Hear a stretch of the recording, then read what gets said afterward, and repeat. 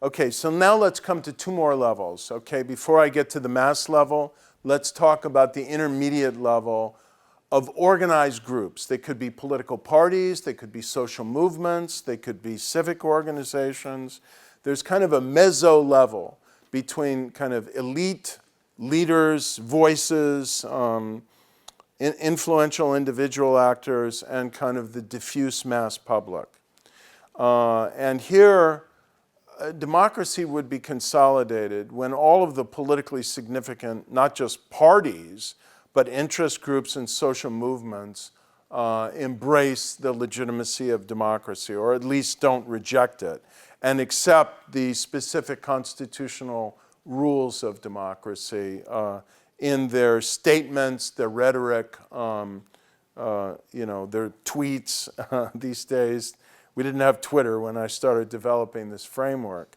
So that's, again, at the level of norms. Then at the level of behavior, you would want to not see behavior that's questioning that you wouldn't have political parties, movements, networks, interest groups that are questioning and actively subverting the legitimacy of democracy, attacking the right of other organizations to press their interests, violating the rules, and in particular, I really want to underscore this point, using violence. The use of violence, the tolerance of violence is a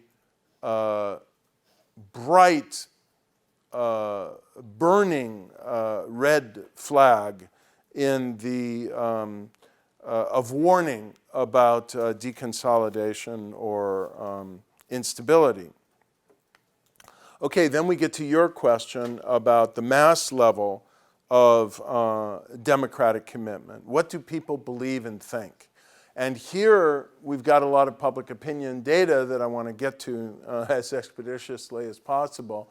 I'll just say, why 70%? Why not 75%? Why not 60%?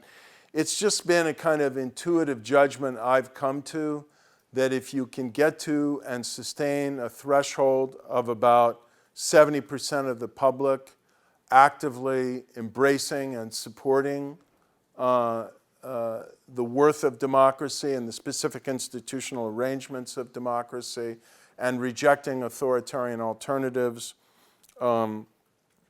that is often kind of, if you can sustain it, a reasonable indicator that you've probably got, you passed the threshold of democratic consolidation.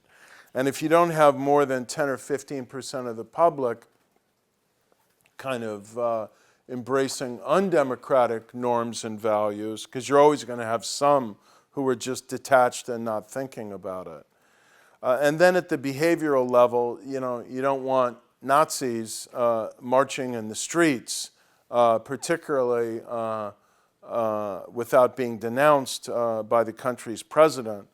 And so a sign of consolidation, resilience, ongoing, vigorous democratic robustness would be the absence of an anti-democratic movement, party, or organization that had a significant mass following.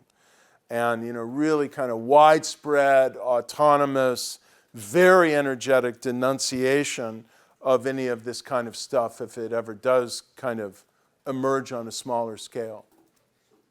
How precise does the, definition of democracy have to be? Because in the section today, we were looking at the air barometer for activity, and I noticed that a lot of in Egypt, the definition of democracy is tied more to income inequality and the provision of public services. Well, very good. I mean, once people are, this is why we ask this question about what people, how people understand the word democracy. So if their understanding of the word democracy is very superficial and seems to be a kind of, again, social desirability concept that really is pulling in all good things of kind of social democracy and economic democracy, then the word democracy may not be a very accurate way of getting at it. But then if you ask other questions again, I'm going to show you some that don't use the D word, and you also see that people want their rulers to be accountable in relatively free and fair elections, that they want their rights protected, then that's another data point in favor of some popular legitimacy for democracy. So just to share with you in advance an important concept from Lintz's theory of democratic breakdown. And this is the concept of democratically disloyal actors.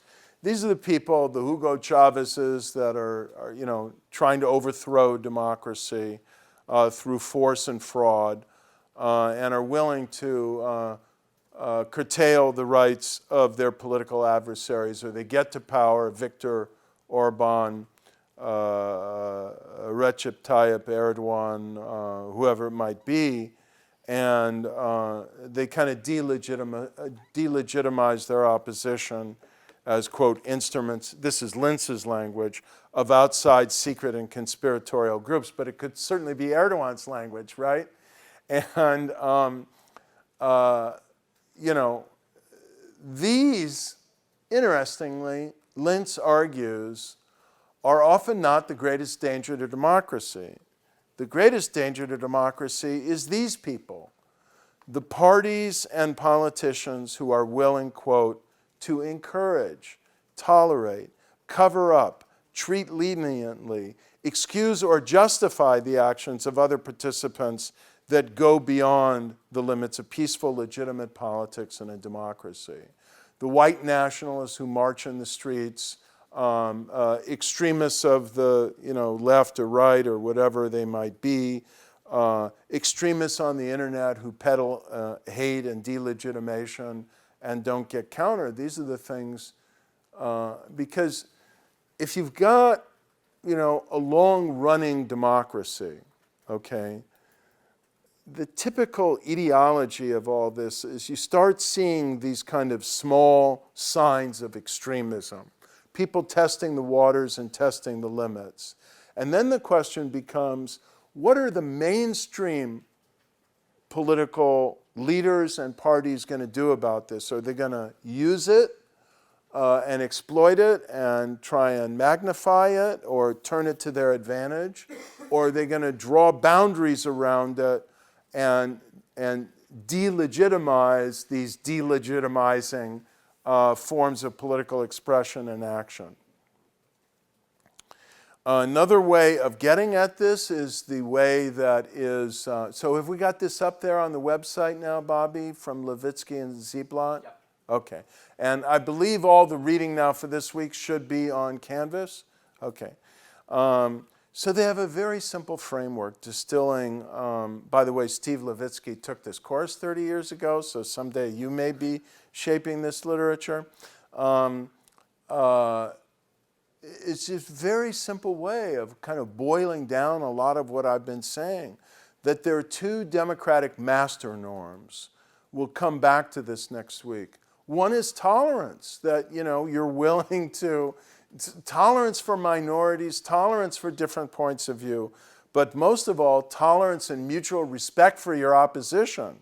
That if you come to power, you recognize your critics have a role, the press has a role, the opposition has a role. You may not like what they say, it may be wrong, you think it's wrong, you think they're extremely misguided, but they have a right to say what they say, and it's all the interaction back and forth is what makes for a robust democracy. And then the flip side of this is forbearance. It's restraint and mutual restraint, so that each side resolves that it can't use every dimension of power, rhetorical intensity, even constitutional authority that it might have in the most extreme imaginings of, say, what presidential authority is, because politics can't be a game of zero sum and still sustain a democracy. You've got to have some underlying agreement with alternative political actors about the boundaries of political conduct.